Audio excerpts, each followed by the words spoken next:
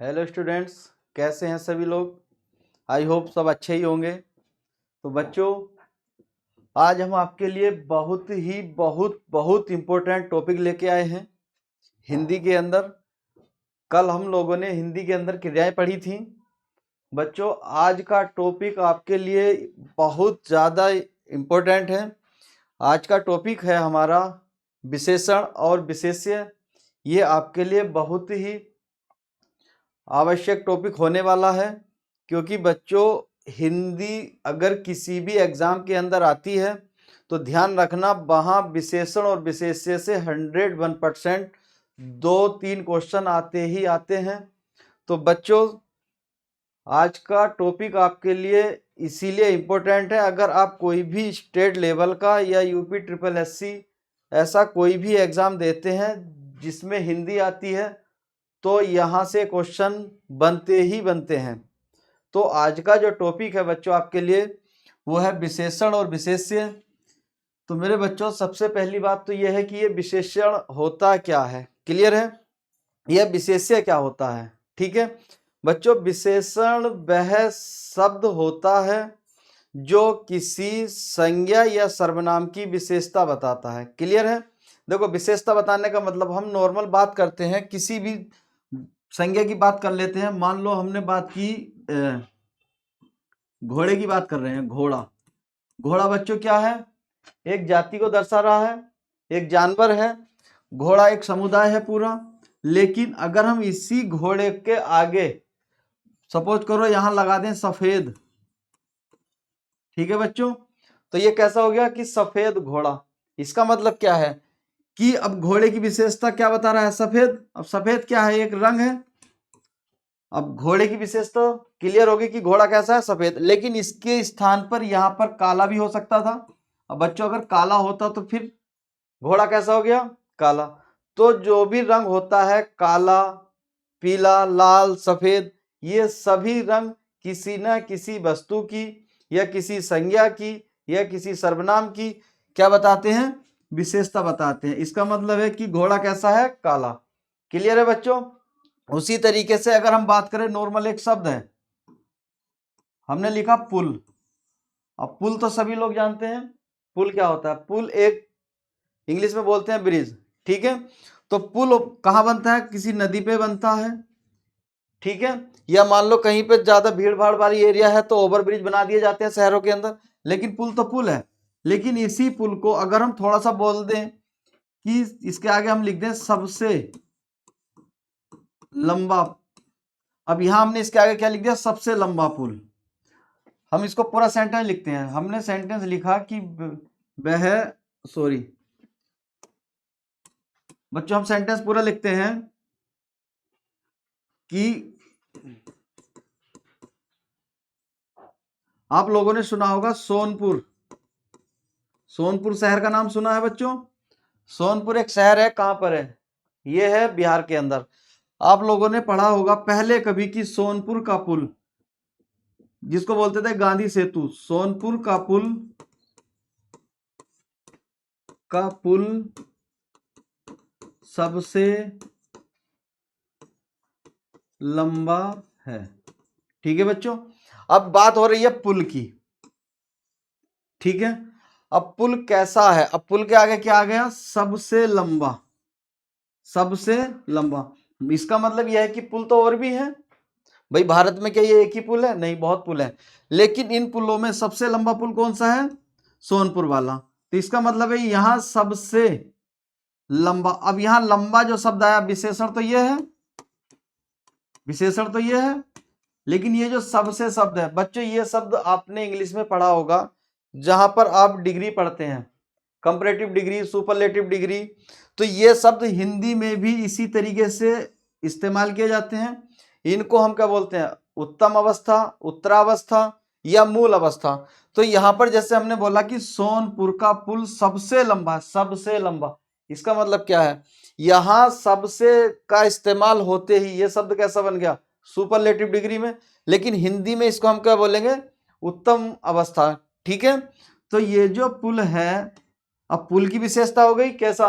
लंबा। अगर इसी को हम बोलते हैं कि भारत का सबसे चौड़ा पुल, तो लंबा, चौड़ा, पतला, मोटा, काला, पीला, नीला, कड़वा, लाल, मतलब कहने का ये जितने भी शब्द होते हैं सबके सब क्या है, विशेषण है। क्लियर है? या मान लो हम बात करें किसी भी चीज की, नॉर्मल हम बात कर लेते हैं रोटी की, ठीक है बच्चों। अब रोटी तो रोटी है, लेकिन उस रोटी के आगे अगर हम संख्या लगा दें 4, इसका मतलब क्या है, गिनती आ गई। तो यहां रोटी काउंट कर सकते हैं, इसका मतलब ये 4 क्या है, 4 एक विशेषण है, लेकिन कैसा, गणनावाचक या संख्यावाचक विशेषण। तो इसी तरीके से बच्चों वह शब्द जो किसी भी संज्ञा या सर्वनाम की विशेषता बताए उसे हम विशेषण कहते हैं। क्लियर है? तो नेक्स्ट बच्चों, अब जैसे विशेषण की बात हो रही है, अब हमने बोला था यहां की सफेद घोड़ा, सफेद घोड़ा। तो बच्चों अब यहां सफेद क्या था, ये तो हो गया आपका विशेषण। क्लियर है? सफेद क्या हो गया, विशेषण। अब बचा घोड़ा। बच्चों अब ये सफेद रंग किसकी विशेषता बता रहा है, सफेद रंग विशेषता बता रहा है किसकी, घोड़े की। अब देखो विशेषण जिसकी भी विशेषता बताए उसको हम क्या बोलते हैं, विशेष्य। क्लियर है बच्चों? जो शब्द मतलब जो शब्द किसी की विशेषता बताता है, अब जो शब्द विशेषता बताता है उसे विशेषण कहते हैं, और जिसकी विशेषता बताता है उसे विशेष्य कहते हैं। क्लियर है? अब देखो बच्चों आगे हम बात करते हैं विशेषण के प्रकार या भेद। क्लियर है? देखो बच्चों विशेषण के भेद या प्रकार, विशेषण 4 प्रकार का होता है। अब इनमें 4 प्रकार में सबसे पहला होता है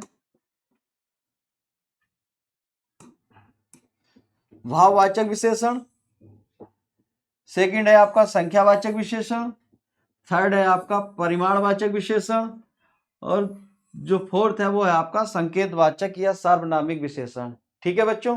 अब इसमें जो भाववाचक विशेषण है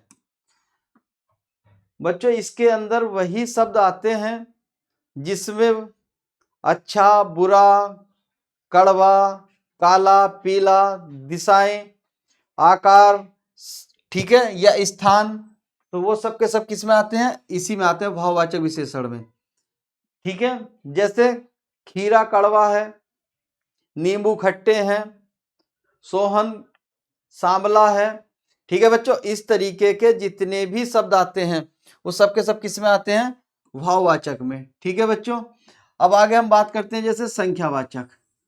तो संख्यावाचक के अंदर संख्यावाचक के 5 प्रकार होते हैं। इसमें गणनावाचक, देखो बच्चों सबसे पहला गणनावाचक, दूसरा क्रमवाचक, तीसरा आवृत्तिवाचक, चौथा है समुदायवाचक, और पांचवा है प्रत्येकवाचक। देखो अब हम एक एक पे नजर मार लेते हैं। जैसे बात हो रही है गणना की, तो गणना अगर आपसे बोला जाए कि आपको गणना करनी है तो आपके सीधे सीधे दिमाग में क्या चीज आएगी, गणना का सुनते ही आपके दिमाग में एक ही चीज आएगा कि गिनती गिनी जाए। तो बच्चों यहां पर अगर गणना की बात हो रही है तो यहां पर गिनती ही की जाती है। जैसे हम बात करें 1, 2, 3, तो बच्चों यहां पर 1, 2, 3, 4, 5, 100, 50 कुछ भी हो, यहां पर गिनतियां आती हैं। जैसे 4 लोग, 3 केले। ठीक है बच्चों? तो 4, 3 क्या है, ये संख्या है। तो जहां पर संख्या बिल्कुल क्लियर बोल दी जाती है वहां क्या होता है बच्चों, वहां होता है गणनावाचक। जहां संख्या की क्लियरिटी बिल्कुल साफ हो, 1, 2, 4, 5 कुछ भी, वहां होता है आपका गणनावाचक। ठीक है बच्चों? अब आता है क्रमवाचक। ये क्रम शब्द आपने बचपन से सुना है। देखो जब आप स्कूल में पढ़ते थे, छोटे स्कूल में पढ़ते थे, जब आप प्राइमरी में पढ़ते, जब छोटे होंगे तो आपको जब स्कूल के अंदर प्रेयर होती थी तो कैसे बिठाते थे, लंबाई के हिसाब से कि कौन किससे कितना लंबा है। अब जब आप लाइन में बैठते थे तो वहां पर जो आपके अध्यापक थे या जो गुरु लोग थे, क्या उनको आपका रोल नंबर तो वहां याद नहीं होगा, तो वो क्या बोलते थे कि इस लाइन से या फर्स्ट लाइन से, जो फर्स्ट लाइन में जो चौथा बच्चा है, कैसा बच्चा, चौथा या चतुर्थ। ठीक है बच्चों?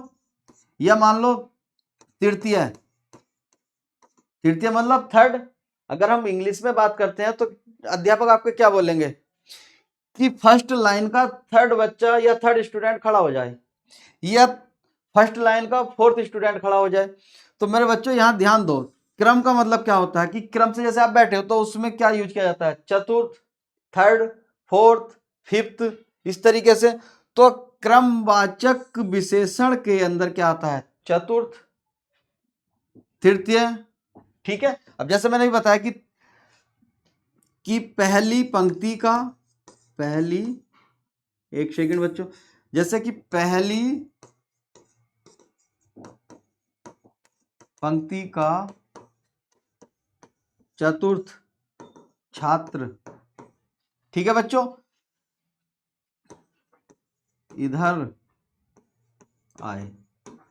ठीक है, अब देखो कि पहली पंक्ति का चतुर्थ छात्र इधर आए, तो चतुर्थ, अब देखो छात्र तो छात्र है, छात्र तो पूरे समुदाय को दर्शा रहा है, लेकिन उसमें छात्र कौन सा वाला, जो चौथे नंबर पे या आपके फोर्थ नंबर पे बैठा है।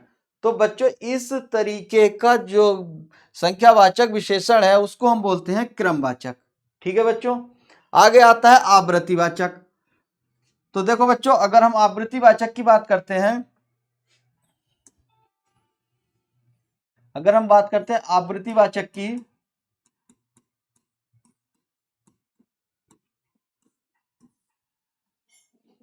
तो बच्चों आवृत्तिवाचक में क्या आता है, आवृत्तिवाचक में आता है जैसे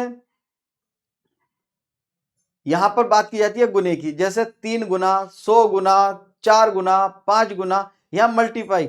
अब यहां मल्टीप्लाई की बात होती है, यहां पर क्या होता है, मल्टीप्लाई की। यहां हमेशा गुने में बात की जाती है, मतलब दुगना, तिगना, चौगुना। तो यहां पर आवृत्ति, जैसे राम के पास, जैसे हम एक वाक्य लिखते हैं कि राम के पास, राम के पास सोहन से 100 गुना पैसा है। अब देखो बच्चों, पैसा, अब यहां एक शब्द आया क्या, पैसा। तो बच्चों पैसा तो पैसा होता है, क्लियर है। अब किसके पास कितना है कुछ नहीं कह सकते, लेकिन यहां इस पैसे की विशेषता बताई गई है, कैसे बताई गई है, इधर ध्यान दो। यहां पैसे की जो विशेषता बताई गई है वो बताई गई है गुने में, मतलब कि राम के पास जो पैसा है, भाई राम के पास पैसा है, सोहन से कितना है, 100 गुना, इसका मतलब सोहन से ज्यादा है। तो राम के पास जो पैसा है वो सोहन का कितना है बच्चों, 100 गुना। तो मतलब इस पैसे की विशेषता क्या है, 100 गुने में है।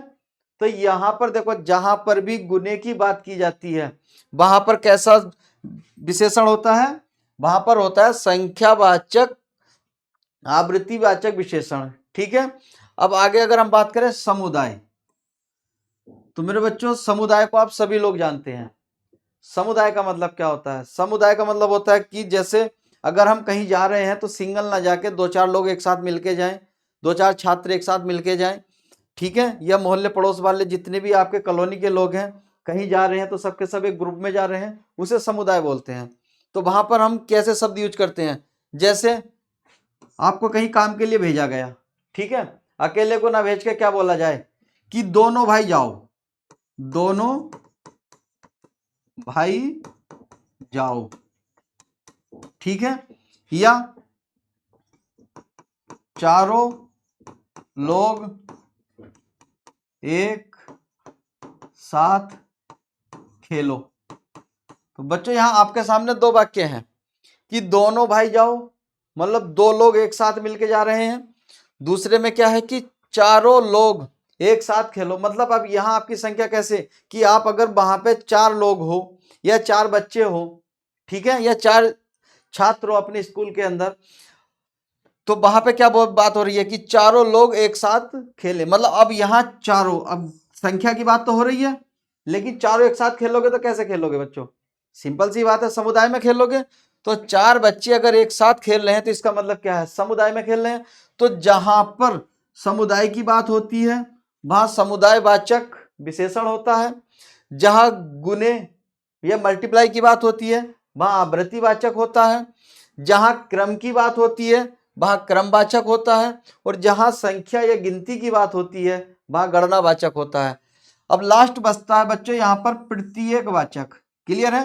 देखो प्रत्येक, प्रत्येक शब्द से सभी परिचित हैं। प्रत्येक का मतलब क्या होता है?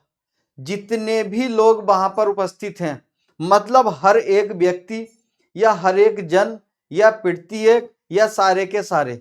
तो यहां पर प्रत्येक का मतलब यहां हम ऐसे बोल सकते हैं कि प्रत्येक व्यक्ति को चलना पड़ेगा। अब जैसे हमने यहां एक सेंटेंस लिख दिया कि प्रत्येक व्यक्ति को, एक सेकंड आगे देखते हैं, यहाँ थोड़ा स्पेस कम है।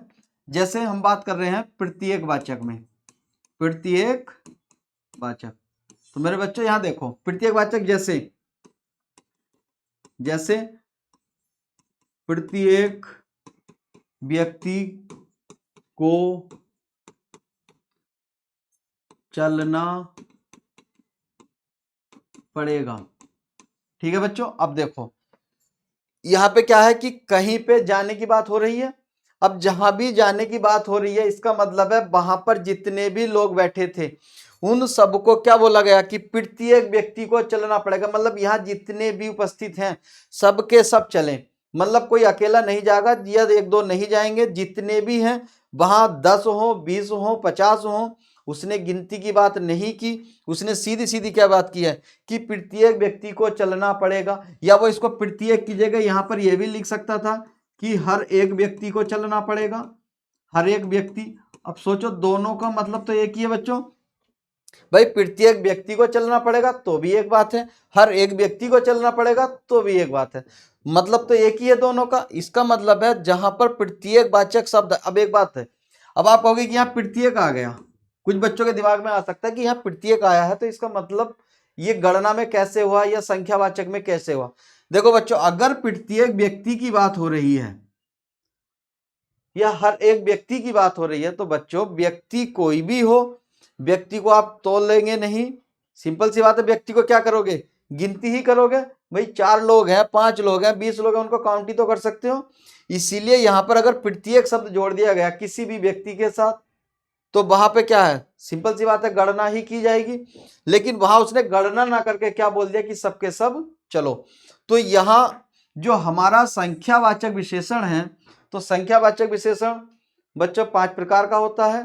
गणनावाचक, एक बार दोबारा रिपीट कर लीजिए। देखो सबसे पहले गणनावाचक, गणनावाचक के अंदर क्या आती है? गिनती। 1 2 3 4 5 इस तरीके से गिनती आती है। क्लियर क्लियर, वहां पे आपको कोई भी कंफ्यूजन नहीं होगा। उसके बाद जो आता है फिर आता है आपका क्रमवाचक। तो बच्चों मैंने अभी आपको बताया क्रमवाचक का मतलब क्या है। क्रमवाचक का मतलब होता है जैसे किसी भी पंक्ति के अंदर बैठे बच्चों की बात हो रही है कि थर्ड फोर्थ चतुर्थ, थर्ड तीसरा दूसरा, इस तरीके से अगर वहां इस तरीके की बात हो रही है तो सिंपल सी बात है वहां कैसा है? क्रमवाचक। क्लियर है बच्चों? क्रमवाचक के बाद आता है आपके यहां आवृत्तिवाचक। आवृत्तिवाचक के अंदर हमेशा मैंने आपको क्या बताया? गुने की बात की जाएगी, दुगना तिगना चौगना। ठीक है?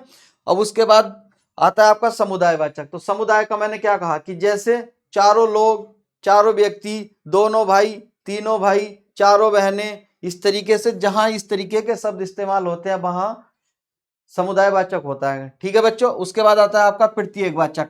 प्रत्येकवाचक के अंदर भी, प्रत्येकवाचक के अंदर भी क्या होता है बच्चों कि उसमें हर एक व्यक्ति की बात की जाती है, वहां पे गणना नहीं बताई जाती, लेकिन वहां यह बोल दिया जाता है कि वहां पर जितने भी लोग हैं वो सब के सब चलने हैं। इसीलिए वहां या तो प्रत्येक का इस्तेमाल किया जाता है ज्यादातर, या हर एक व्यक्ति का इस्तेमाल किया जाता है, या एक एक का इस्तेमाल किया जाता है। भाई इसको हम ये भी तो लिख सकते हैं, हर एक भी लिख सकते हैं, या हम इसको ये भी लिख सकते हैं एक एक व्यक्ति को चलना पड़ेगा। मतलब कहने का वहां पर जितने भी लोग हैं सबको चलना पड़ेगा, ऐसा एक भी नहीं जो यहाँ रहे, सबको चलना पड़ेगा। तो ये कैसा है आपका प्रत्येकवाचक। तो ये सब के सब किसके एग्जाम्पल है बच्चों? ये है आपके संख्यावाचक विशेषण के। क्लियर है? उसके बाद हम आगे बात करते हैं, उसके बाद हम बात करते हैं बच्चों परिमाणवाचक की। देखो परिमाणवाचक, मेरे बच्चों परिमाणवाचक का मतलब क्या होता है? परिमाण जानते हैं आप?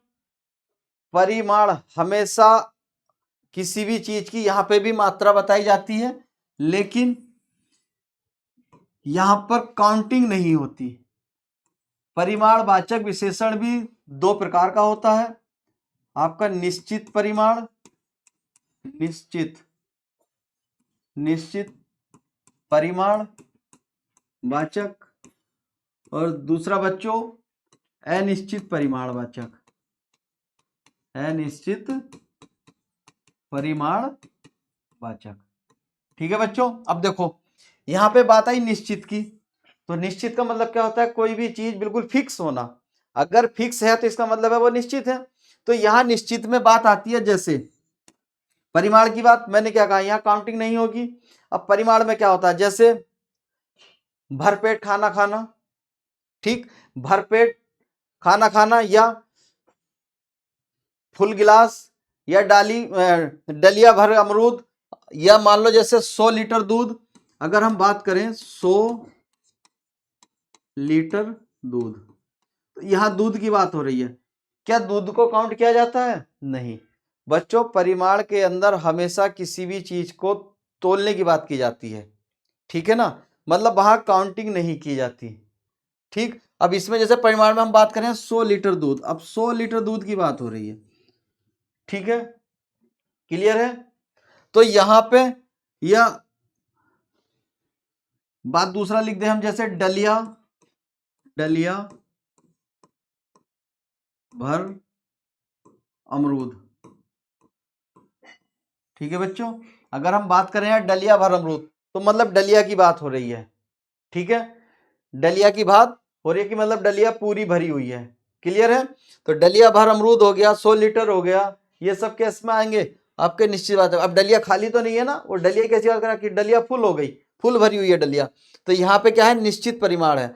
अगर हम बात करें अनिश्चित की, तो अनिश्चित में आता है जैसे कुछ, इतना, कितना, थोड़ा। अब यहां देखो अनिश्चित, अब यहां आपसे कोई पानी मांगे, ठीक, अगर आपसे बोला 1 गिलास पानी लाओ, तो 1 गिलास अगर पानी की बात हो रही है, 1 गिलास, 1 गिलास पानी की बात अगर बच्चों हो रही है, तो 1 गिलास पानी, यहां गिलास क्या है? इसका मतलब गिलास भरा हुआ है। अगर वो बात कर रहा है कि 1 गिलास पानी की, तो इसका मतलब है कि गिलास भरा हुआ है।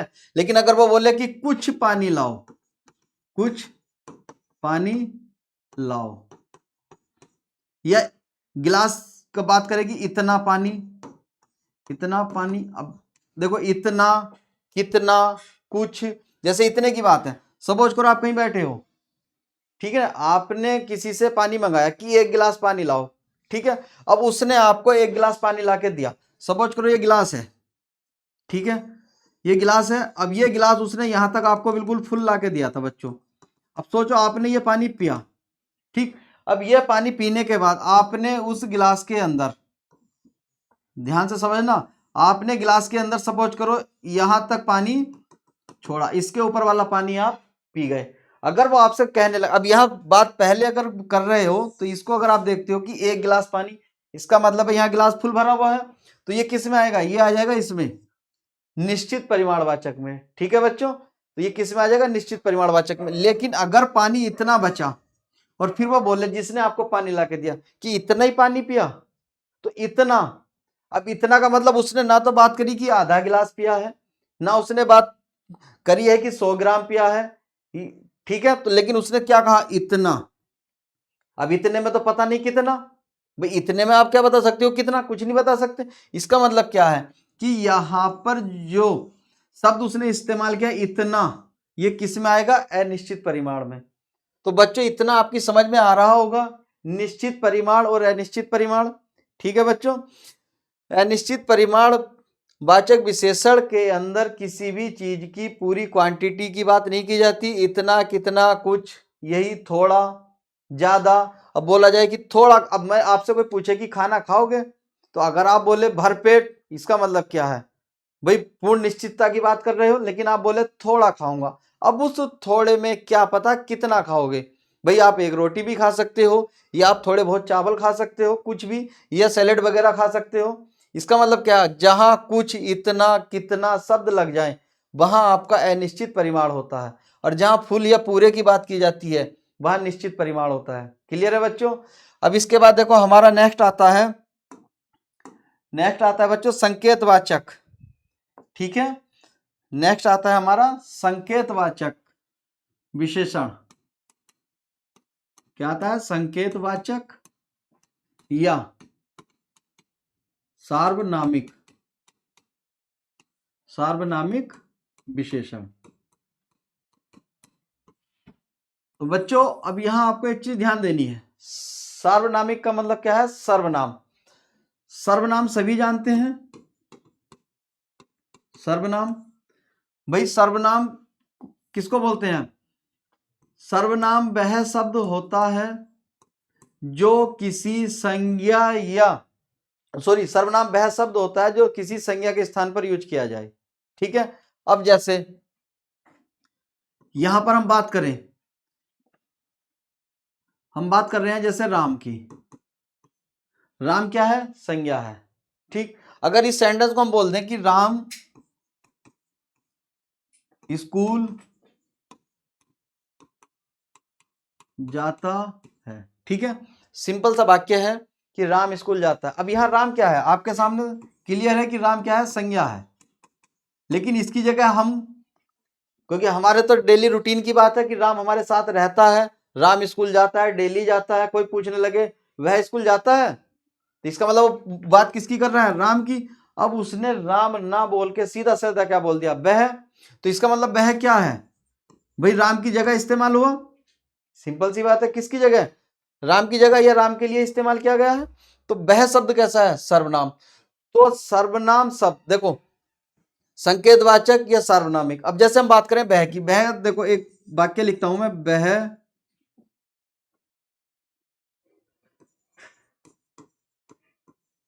मुंबई शहर है। ठीक है, अब देखो ये वाक्य है, वह मुंबई शहर है। मुंबई खुद में क्या है, संज्ञा। ठीक है बच्चों, अब वह शब्द मुंबई के लिए तो इस्तेमाल नहीं हुआ, भाई मुंबई संज्ञा है, वह क्या है। अब आप इसको बोल लगे कि यहां सर्वनाम। देखो बच्चों, सर्वनाम और संज्ञा एक साथ इस्तेमाल नहीं हो सकती। अगर सर्वनाम इस्तेमाल होगा तो संज्ञा नहीं होगी, और संज्ञा होगा तो सर्वनाम नहीं होगा। अब यहां पे दोनों चीज है, एक है मुंबई और एक है वह। तो मुंबई तो अपने में संज्ञा है, क्लियर है, लेकिन वो कह रहा है वह। अब वह का मतलब समझो, वह मुंबई शहर है, मतलब आप मुंबई के नजदीक से गुजर के जा रहे हो।